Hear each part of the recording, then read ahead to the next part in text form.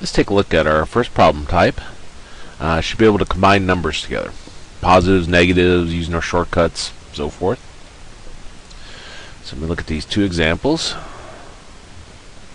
So our first example, we have 5 minus a negative 2 plus, or minus, plus 4 minus a negative 3. Now remember our shortcuts here. If you have a negative, parentheses negative, that becomes a positive. So this is 5 plus 2.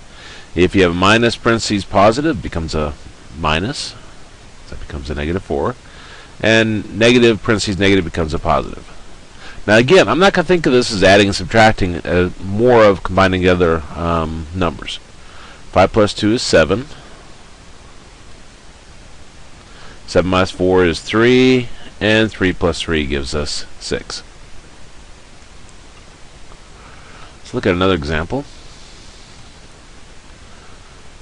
That's not number 2. What am I doing? There. Okay, we've got 7 minus plus 1 minus negative 3 minus a negative 2. Well, minus parentheses plus becomes a minus. Minus parentheses minus becomes a plus. And minus parentheses minus is a plus. Okay, so 7 minus 1 gives us 6. 6 plus 3 is 9. And 9 plus 2 gives us 11. So those would be your answers to that.